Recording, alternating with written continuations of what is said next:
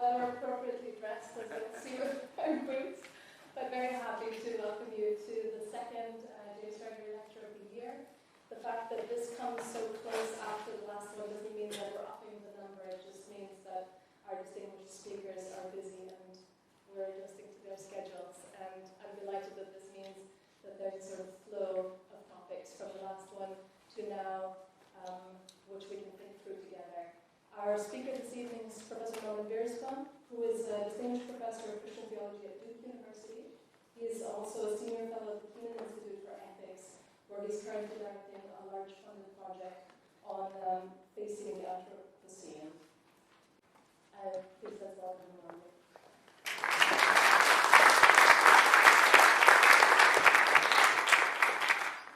Well, good evening.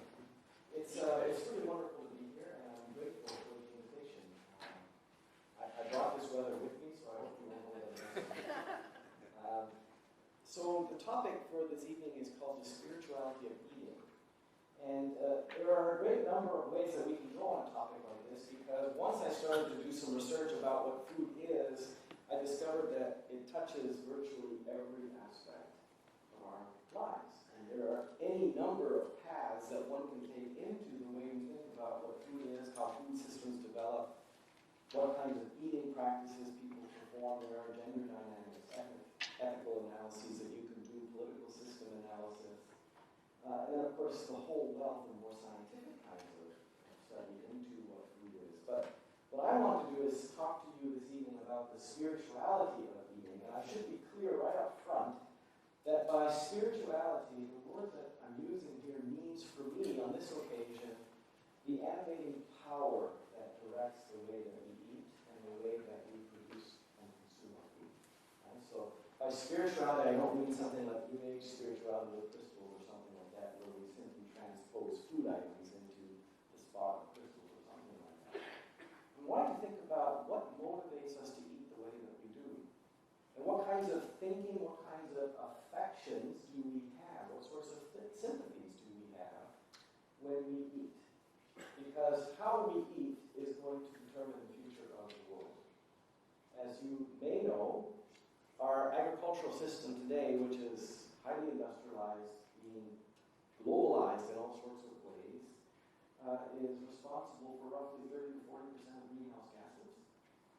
We're looking at a population of about 10 to 11 billion people before we plateau. And so people who are knowledgeable about food production systems say that we are facing the most difficult task that humans have faced, which is how to feed all these people on land that will be healthy for the long term. It's a major, major question. And so what we have to have on the table is some consideration about how do we think about what food is? How do we think about eating and food production practices so that we could be thinking about healthy land, healthy animals, healthy eaters all together? Because what we've tended to do is we've tended to secure the well-being of human beings at the expense of land and other creatures. And so the question is, how do we do this in such a way that the well-being of creatures, human beings, and places together can be happening? And that's what the question of spirituality is going to be about for us this evening. All right? First, I want to start with an observation. We are in the midst of what we might call an unprecedented human experiment. And the experiment is this: whether or not human beings can secure the well-being of our planet when we are at our most ignorant location in history. Because, for most of you, I'm going to guess, you don't have to give food a thought. When you want to eat, if you don't have it in your cupboard, it's relatively easy now for us to go to a grocery store to purchase the food. And I think what we need to appreciate is how utterly novel this is in the history of humanity. Because if you think, not just 100 years ago, but for the millennia before, when people lived as either agriculturalists, hunters, or gatherers, most everybody was involved in some way in securing the food they needed to eat to live. This was simply a given, and people spent varying amounts of time, depending on what place in the world they occupied, but also what sort of society they were in. But we are in this new position where people don't have to think much about their food. Now, I know that you can say that there have been markets for a long time, but even the markets that we know across the world, many of them still bore all sorts of very practical relationship to agricultural life and practices. So that even if you were living in a city a few hundred years ago, the city would not have been so large, and we know that there was a lot of agricultural practice happening in the cities. Which is to say that people were still, even if they were not farming full-time, if you look at it that way, they still had a fairly detailed practical knowledge of the conditions necessary for there to be food at home. And of course, if you go to hunters and gatherers, right, their knowledge of their places, their knowledge of the creatures that they lived with, was highly detailed and specific. Because they understood that if they're going to gather fruit, right, you don't gather it before it's ripe, you have to gather it when it's ripe. And of course, when you know it's ripe, every other creature that wants to eat it also knows it's ripe. And so the knowledge of the land, the knowledge of ecosystem processes that hunters and gatherers would have had would have been incredible. Much more knowledge than we happen to have today about food. But the grocery store, which was invented about 100 years ago, has changed so much of that for us. We go into a grocery store, and the food is almost always there. The typical grocery store, at least in American, North American context, has between 30 and 50,000 food products. It's very rare. When's the last time any one of you went into a grocery store and the shelves were empty? We lived in Kentucky for a while, and they're not used to snow. And so when snow would come, there would be these warnings that would go out to people to get your provisions. And one time I happened to be out and about, and we needed some milk. And it had snowed, and so I had a child on the toboggan, and we were just going to get a gallon of milk, and we came into the store, and there was no milk. All the external aisles, right, where you have the produce, where you have the dairy, the meat, it was all gone, all the bread. And I came into the store and was horrified, and I saw people with 3 or 4 shopping carts full of food because there were 2 inches of snow on the ground. So that can happen, but it's really unusual. It's a bit like a magic show. You just show up, pay your money, and somebody just keeps pulling the rabbit out of the hat. Or they go behind those doors at the end of a grocery store, and they just keep bringing out the boxes. It's a highly anonymous food economy where we really don't know where the food comes from.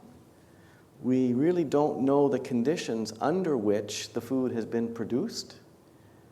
And we really don't know if the food will be sustainable for a very long time. But we surely hope that it will. And as I said at the start, more and more people are becoming concerned about the fact that we may not have that security going forward, because the ecosystem processes that make food production possible, many of them are in pretty significant degraded states, exhausted states. People who know about these things talk about rates of soil erosion which equal or exceed the soil erosion rates that we had at the Dust Bowl, or that our fisheries are in fairly imminent possible collapse. So people are concerned about this. Being a shopper of food, as many of us have become, has positioned us as people in a new way. Because as a shopper, you, as I said, don't need to think much about your food, and you certainly don't need to do much to get your food. The shopping relationship, I would say, is one of the most ignorant relationships we can have to the world. Eating has always stitched us into the world. Because when you eat, you don't simply bite into one thing. You bite into all of the history and the processes that made it possible for that food item to be. And insofar as you were a knowledgeable consumer, you understood your relationships to all these other creatures and the places in which they live. But we don't have to have that understanding. And this is why it's great to be able to talk with children about food, because they're quite honest about the fact that we don't really know very much about where our food comes from. But what I want to attend to in particular is how this new position of the human being, the human eater, as someone who relates to food primarily as the shopper of it, has really given us a new kind of logic by which we understand what food is. And I want you to think about this in terms of the logic of the commodity, or the logic of commodification. Because for many of us now, food registers primarily as a commodity, and with this commodity form, the things that are most important to us are that the food be available, that the food be convenient, and the food be cheap. And I understand these logics and how powerful they are. So I grew up farming in Western Canada, and I thought that that would be something that I would do for my living. And in all the years that I was growing up, I spent a lot of time with farmers, and these farmers would routinely tell me how bothered they were by the fact that city folk don't want to pay an honest price for food. Because if you're in the farming world, you understand that the prices for food have really not gone anywhere. Just to make this clear, when my grandfather moved to Western Alberta to start farming in 1952, if he sold a bushel of wheat, he got $3.75 for that bushel. If he were alive today and were still farming wheat, and he brought the bushel to sell, he would get $3.75 for that bushel. Now think about this, right? We're talking about a nearly 70-year period in which the price of a bushel of wheat has not changed. At the same time, the pricing for everything else that that farmer needs to produce that bushel of wheat has gone up several thousand%. So farmers have been in a very, very difficult bind here, and this cheapness of price is something that they've talked about all the time. So what you need to now do is move a few years forward. My parents have moved off the farm, they've retired, and they moved into the city. I've gone off and done other things. We come home, and it's a beautiful weekend, and my family and I say, let's go to a farmer's market to go find some nice produce and some food. And my mother said to me, why are you going there? And I said, well, it's a farmer's market. We love farmer's markets. And she said, but the prices are too high. Now think about this, right? My mother's not wicked, okay? Trust me, I love my mother. She's wonderful. But do you see how simply moving off the land into the city, immediately the question becomes, can I get a good deal?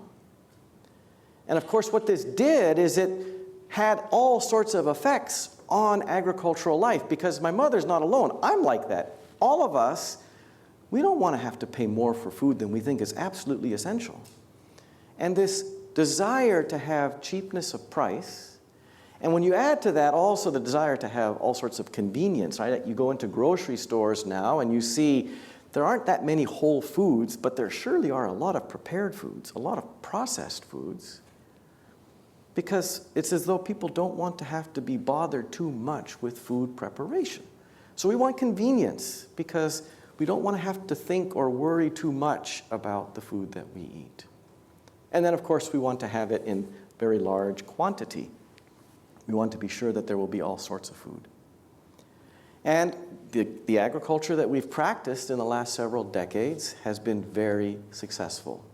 I'm assuming most of you have heard of Norman Borlaug and the Green Revolution. Anybody who's not heard of the Green Revolution? All right, so this is a very, very important moment in the history of agriculture. Norman Borlaug was an agricultural scientist and began working on different varieties of wheat because wheat production rates had not been especially high. They were susceptible to all kinds of blights. And Norman Borlaug was looking at population figures, estimations of what we were looking at in the next few decades, and realized that if we don't do something significant to increase the yield of our wheat fields, we're going to have a lot of starving people. So in effect, what he did is he started the Green Revolution, which was basically a transformation of agriculture around new seed varieties that had been developed in various test plots, the application of fertilizers and herbicides, and then the increased use of water as irrigation. And what Norman Borlaug did was nothing short of a miracle, because he took wheat yields from roughly 30 to 40 bushels an acre to well over 100. And now, with these techniques that Norman developed, there have been all sorts of increases, explosions, you might even say, in yield, so that now we have corn, some fields producing 250 bushels an acre. If you had told my grandfather in 1952 that he could expect 250 bushel an acre yields, he would have laughed. Impossible. But Norman did it. And for it, he received the Nobel Peace Prize, right? Astounding that an agricultural scientist would win the Nobel Peace Prize. Because what you see with the Green Revolution is that it produces tremendous caloric output. It's called the Green Revolution because it was the explosion of agriculture in many parts of the world. So the techniques that Norman developed got exported to many other parts of the world. It didn't take very long, however, for people to say that this should more properly be called the Brown Revolution. Because the Green Revolution, for it to succeed, is highly dependent upon the use of fossil fuels. So, first of all, to produce the nitrogen artificially, you have to burn natural gas to produce the ammonia that would be applied to fields. To run the equipment and the machinery, not just the fuel to run the machines, but the fuel to make all the machines, right? So that we went from an agriculture that was much more sunshine-based and animal power, human power driven, to one that was driven much more by machines. Lots of infrastructure had to be built to produce the irrigation systems that would water these crops. And then, of course, heavily reliant upon chemicals, both in the form of fertilizer, but also in the form of herbicides. The Green Revolution exploded crop yields all over wherever it went. But what people began to notice is that within a couple of decades or so, yields plateaued. In the meantime, what also happened is that scientists began to realize that the soil in which these crops were being grown was being slowly but steadily degraded. Because you can't simply apply tons and tons of gallons of poison and not affect its microbial life. The system of agriculture depended upon monoculture, so that rather than growing several different crops in rotation, you grow the same crop, corn, cotton, soybean, wheat in the American context. You grow it repeatedly over the same piece of land again and again.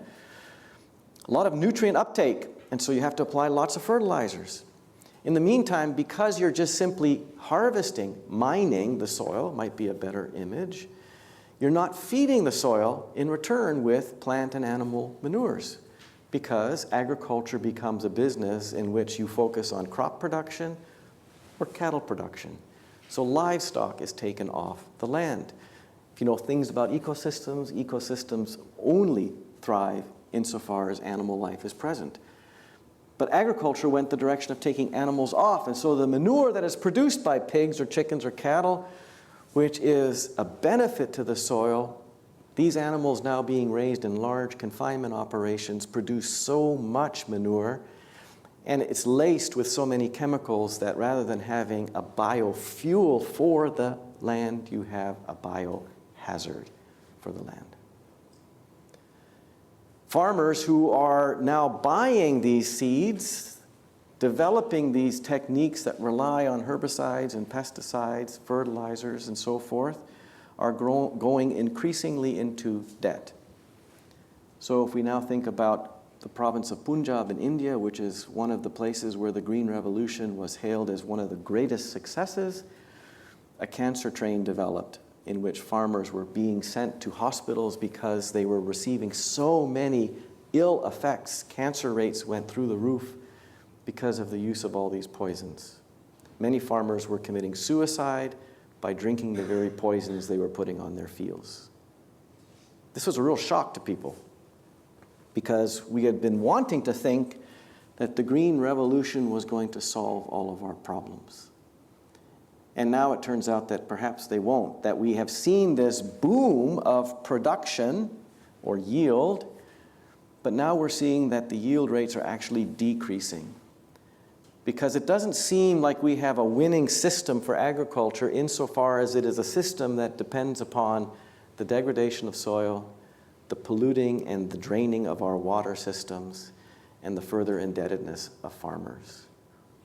Because farmers, to operate within the Green Revolution model, have to purchase seed, much of it that has been genetically modified, not always to produce better nutritional quality, but often to withstand the use of herbicides that are manufactured by the same company that has patented the seeds. So farmer indebtedness, the degradation of agricultural communities, the degradation of soil, water, it doesn't seem like these are going to be a solution. But there's a spirituality at play here. And I think one of the ways that we can characterize this spirituality, this motivational power that has drawn farmers and eaters into a new way of thinking about how we raise food, it's a system, it's a spirituality, I would argue, that is fundamentally about control and convenience. And I fully understand the desire for control and convenience.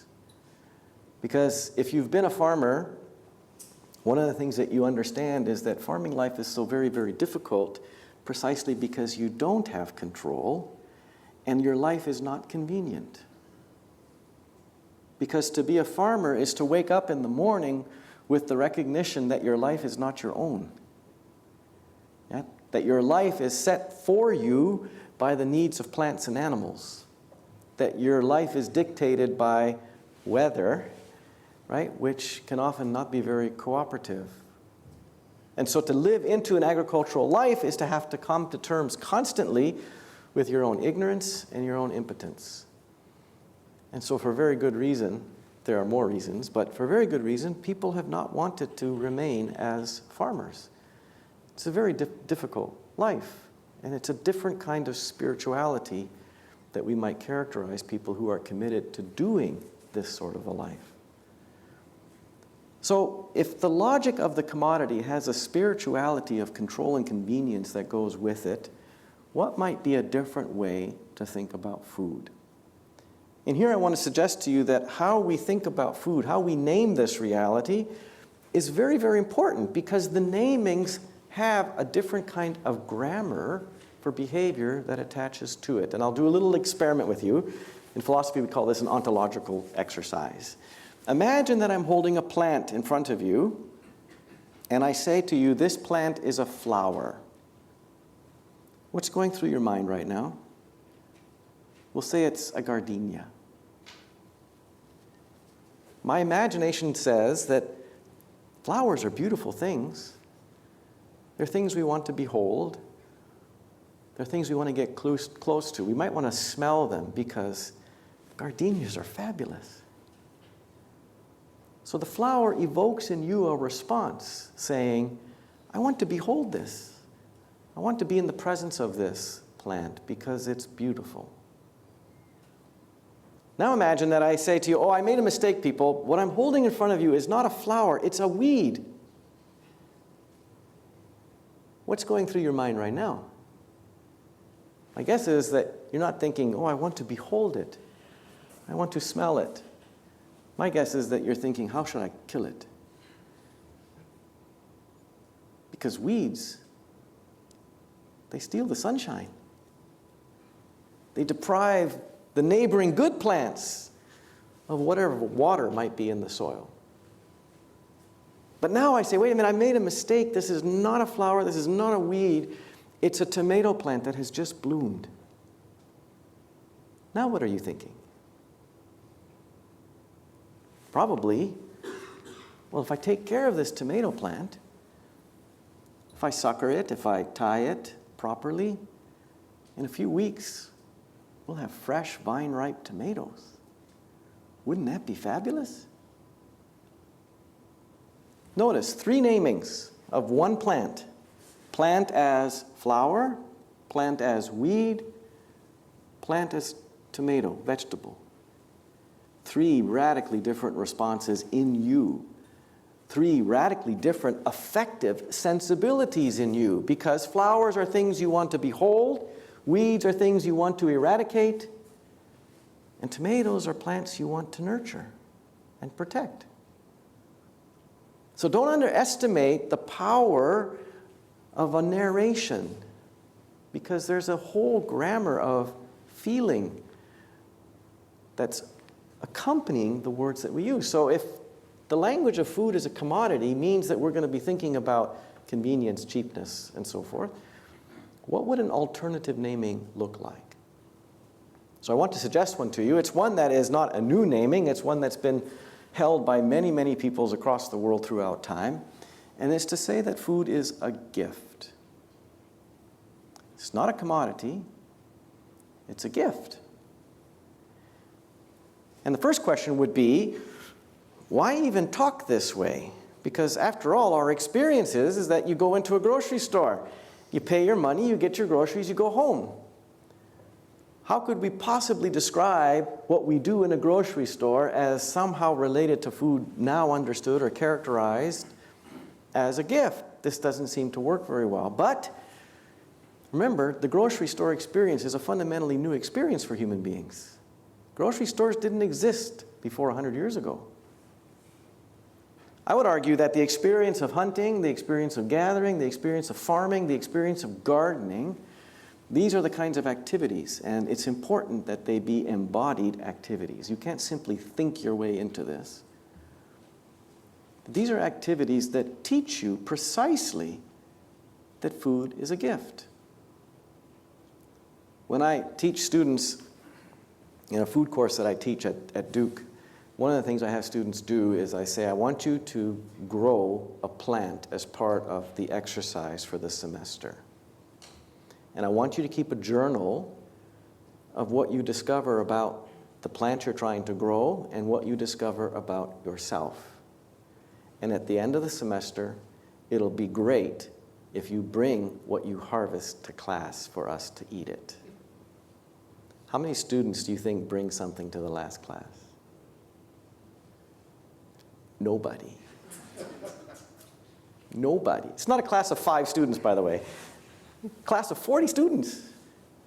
And some of these students, they're in the class precisely because they're very interested in agriculture, but many of them have never had the experience of growing a single plant. And so they will come to me and they'll say, but how would I do such a thing? And I said, well, there's this thing called YouTube. YouTube answers all of our questions, doesn't it? So they go to YouTube and then they see, well, if I go to a store, I have to buy some soil. Where do I get soil? Well, there's Walmart. So they go get soil, then they get a pot and they get some seed and they put the seed, but they don't know how far to put the seed in. And I said, it's on the package. You can read it, 1/4 inch, 1/2 inch, depending on what you're growing. And then what? Well, you have to water it. You need to put it by some sunshine. And this is all incredibly confusing to the students. These are smart students, right? But they can't understand how to even start. And then they will say, didn't germinate. I just couldn't get germination. Or if they did get germination, they forgot to water it for 3 weeks. Or whatever. I mean, there's so many reasons, right? And one of the things that students will sometimes say in the journals that they keep is, first of all, I had no idea how easy it was to kill something. Mostly by neglect. Benign neglect, but nonetheless neglect. And then they'll say, I had no idea how little control I have over this.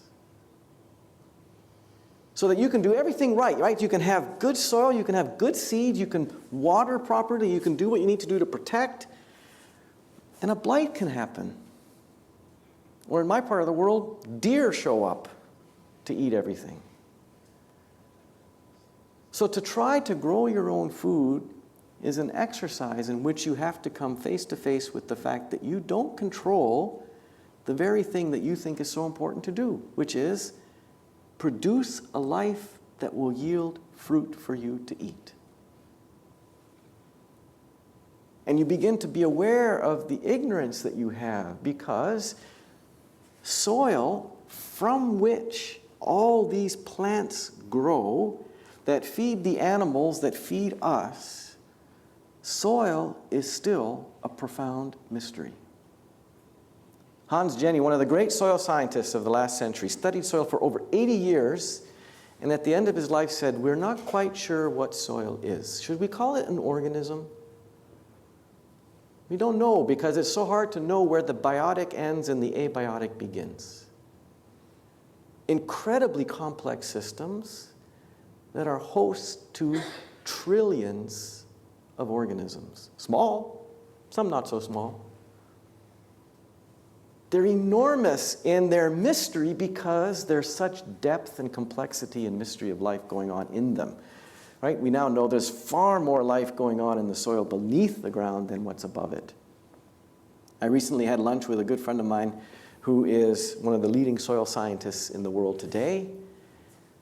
And I said, Dan, I've been reading about how soil amelioration, right? Bringing carbon back into the soil, encouraging microbial life, that this will draw down carbon. And if we do it well, we can draw down carbon from the atmosphere that'll take us back to pre-industrial levels, right? This would be huge. Because not only would it make a relatively simple fix to a major planetary problem, but in the meantime, we'd also be building good soil, making healthier food. Everybody wins. And Dan smiled and he said, Norman, we have no idea. He says, we've been studying soil for about 100 years, seriously, but we've only been sort of studying like 4 or 6 inches. We don't know what's really going on below that and how what's going on below is affecting what's above. We don't know enough yet about how human societies, meteorological patterns, how they affect the soil from above. He says, we just don't know.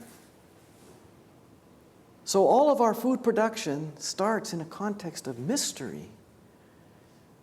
And people who have worked closely with soil have long understood this. Even our poets, people like Rilke, understood that the earth grants from the depths that we do not know. And so the most fundamental posture of a gardener and a farmer is to learn to receive what the earth grants. Talking about food as a gift can sound rather mushy and sentimental. So the first thing we have to do is disabuse you of that notion. And this, again, is something that we need to learn because we're not so much involved in food production. But the truth of our eating is that for you to eat, others have to die, most often by being eaten. And we're not just talking about the carnivores in the room, right? Every human diet depends upon the death of other creatures, large, small, plant, animal, insect, you name it.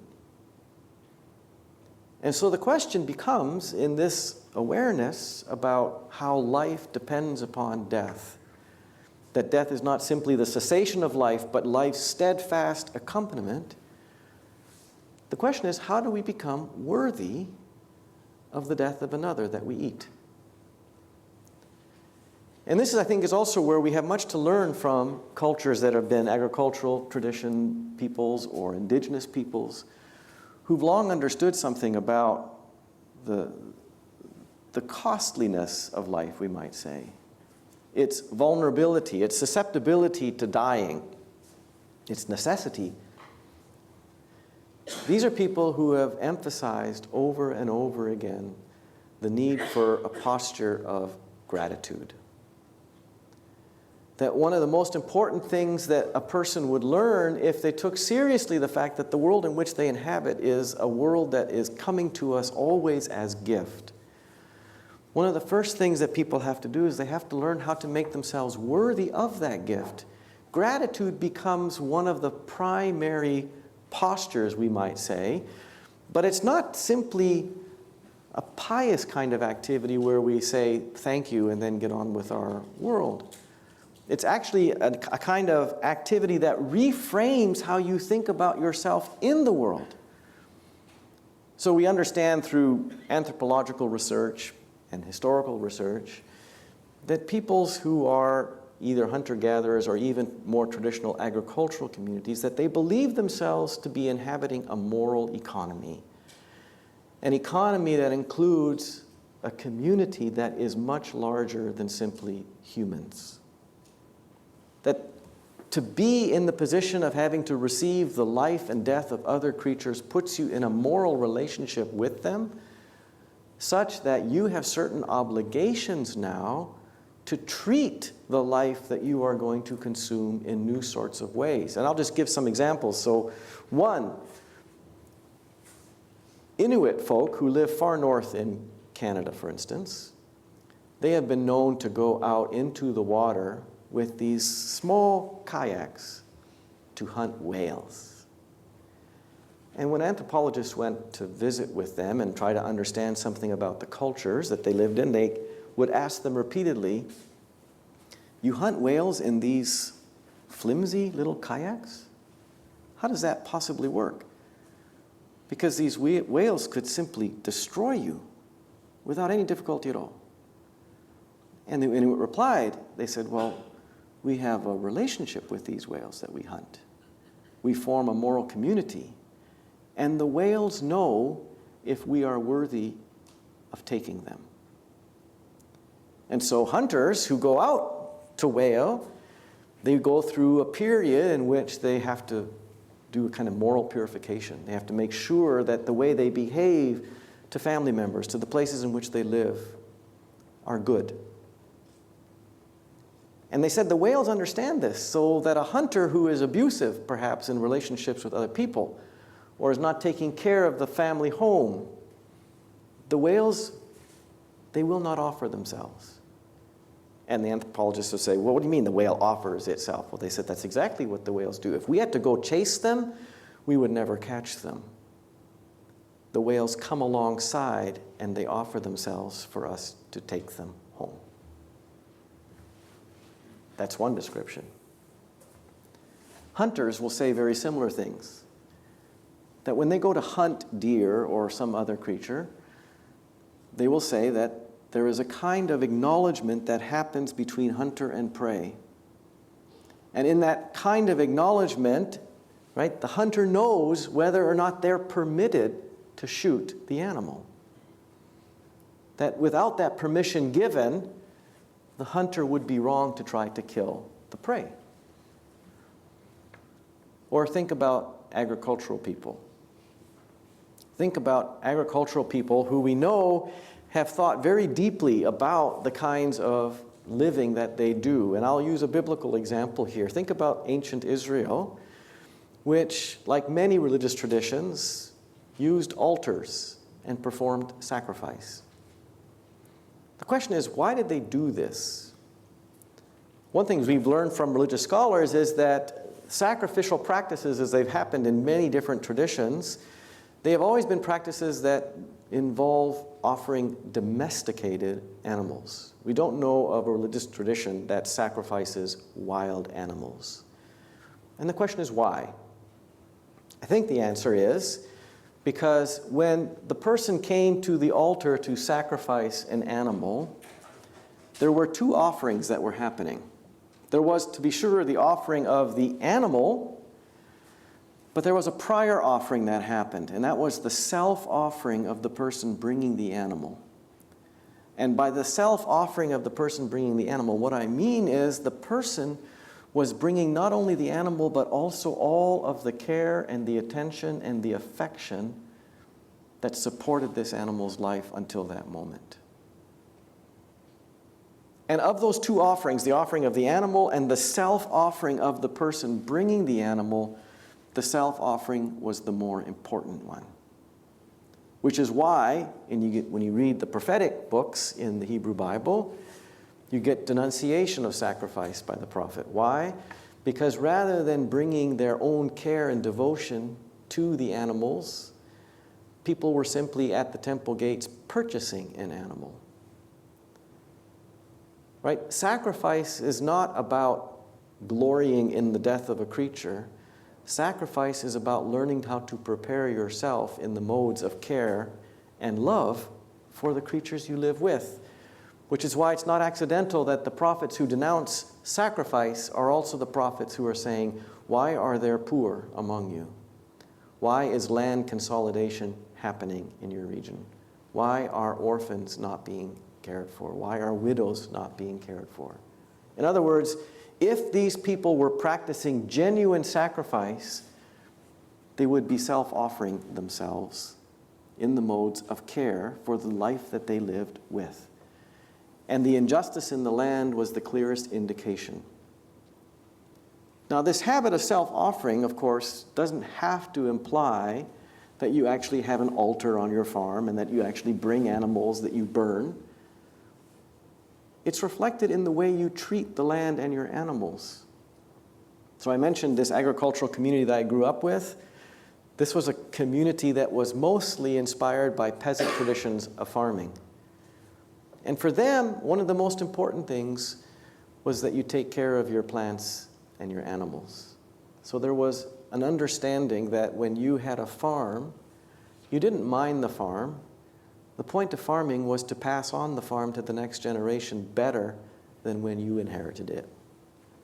So that meant all sorts of attention was given how to increase soil fertility rather than draw down soil fertility.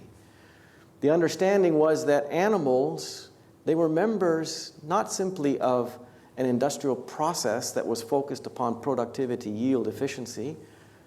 These were members of a community in which you had moral responsibilities, deep-seated affections. So our farm in southern Alberta, if you looked west, you saw the Rockies. They're beautiful. In all the years that I farmed with my grandfather, we got him to go to the Rockies once. And I remember walking with him through an alpine meadow. It was beautiful, gorgeous day. And I said, "Opa, isn't this just beautiful?" And he said, "Oh, yes, it's so beautiful. God is wonderful. But when can I go home?" And I said, "What do you mean? Why would you want to go home?" And he said, "I miss my animals." Now, you might look at that and say, that's pretty sentimental. It was not sentimental, because the animals that he loved were animals who were often very difficult for him, including a bull that nearly killed him once. But he understood that his place was with these animals. And the most striking thing to me now, when I reflect on this, is that unlike many of us who can't wait to get away from the places of where we work, there was no other place he wanted to be more than where he worked. It was also reflected in the way he thought about his livestock. In all the years that I farmed with him, he never once tolerated or ever exhibited his anger toward animals. In fact, he went out of his way to secure the happiness of his animals. So that if the weather was difficult, like on a day like today, if it was blizzarding, he would be out there putting straw down for the animals because he knew they would be cold. Or with his chickens, which ran wherever they wanted to go, every day he would cut fresh grass for them so they could simply have the pleasure of giving it to them. Right? These are chickens who could get their own grass, but he wanted to give them the gift of the grass because it was so visible that by him giving the grass to the chickens, they were made happy. This is such a different sensibility that these folks had because they understood, at least this is what my grandfather communicated over and over again, the farm and all the animals are gifts from God. And if we're going to be worthy of eating them, which he did, he said, I must first offer myself to them in the work of care and respect. This is a different spirituality. It's not a spirituality that's premised upon control and convenience. It's a spirituality that's premised upon the idea that to be worthy of the gift of another's life, which is what we do every time we eat, we have to give ourselves in return in the modes of care and attention and respect. And I think what's fairly clear is that we have a system of agriculture today which is not only highly degrading to so many creatures, to so many places, to so many agricultural peoples, I don't believe that that can be a formula that is going to feed human beings for much longer. It may be it'll last for another 100 years, might last 200 years. But the question would be whether we're in it for the long game. Because it doesn't seem to me that insofar as we have a system that is steadily degrading the quality of our soils and waters, that is premised upon the privatizing of life forms through patents, it doesn't seem to me that this is going to be a system that will be good for the whole community of life that we call creation. Now, I don't imagine that you're going to leave tonight and say, I want to be a farmer. Maybe you will. That would be great. So I want to end with just a couple of practical things for you to be thinking about. What, as a consumer of food, someone who goes to a grocery store, what can you do? Well, one of the things you can do is recognize that every time you purchase food, you're voting for the kind of agriculture you want to have. And if you want, we can get into this in the Q&A time shortly about, right, how would this work? Because obviously, just shopping isn't going to make a big difference. But in fact, it can, and we can talk about that if you'd like to. Right? So one of the things is become knowledgeable about the food you're eating. What is its history? Where did it come from? Break through some of the anonymity that characterizes our food system currently. And I have to say this too, once you start to discover something about the history of where your food comes from, the temptation will be to become food police. Do not become food police. Right? People live with so much guilt already. Instead of becoming food police, help each other think about their food. Talk about it when you eat. Ask, where does food come from? What are the food policies that make it possible that some of the food we have is so cheap? Right? Why is processed food so much cheaper than healthy food, whole food? It's a question worth talking about with friends. Another thing I recommend you do is try to grow something. Anything. Just a lettuce, spinach. Can't be that hard, right? Try and see what happens. Pay attention. It's good for you to know something about the vulnerability of life, because the kind of control that we've tried to exercise has all been on the presumption that we know what we're doing, and I think it's fairly clear that in many instances we perhaps do not. So try to grow some food. That would be good. See what that does to your desire. Right? For millennia, all right, this is important. For millennia, people woke up with their desire shaped by the lives of other creatures. We're not in that space now. A third thing that you might do is support community gardens or community agriculture. Urban agriculture is growing all over the world. It's one of the more exciting things that's happening. Become involved with the growth of food in your community. Chances are there will be land that you can find that is not being used for much other than perhaps ornamental bushes or whatever. Work with people to see if you can make some of this land available for the production of real food. Right? The answer to the food issues that we have is not to have more whole foods, these grocery stores that are only selling organic at very high prices. The solution is for people to grow food together, which is what they've done for a very, very long time. And this is a place also, I think, where faith communities have a tremendously important role to play, because faith communities own a lot of land. And right now we're in a situation where we have young people who would love to farm land well, but they can't because they can't afford the land. What if churches and mosques and synagogues, temples, made some of their land available to grow real food for people? I think that would be a marvelous thing. And then lastly, I will say, support food cooperatives. Right? Because food cooperatives are often the kinds of places where there's an effort made to join the consumer with the producer. So where I live, there's a co-op called Weaver Street Market, and they sell so much of the food from area farmers. It's a fabulous thing, because one of the biggest challenges farmers face when they try to grow food that they know is grown in a way that responds to land and to animals in a way that is caring, even affectionate, they often have no place to sell their food because they're not growing in the volume that the big distributors need. But co-ops can be a way for you to get around these massive distribution networks so that there's direct relationship between, right, consumers and producers. This is so important. It's called local economies. Right? These local economies are so important, not because they solve every problem, but what they do is they put consumers in touch with the history, the struggle, the vulnerability of the life that finally makes its way to your dinner plate. Once you become more deeply connected to the food that you eat, and by being connected to it, I don't mean simply putting it in your mouth and swallowing it, but understanding the history of its struggle, its fragility, its success, its possibility, you might come to appreciate that food is a gift. And I think that's a game changer. So I'll stop there.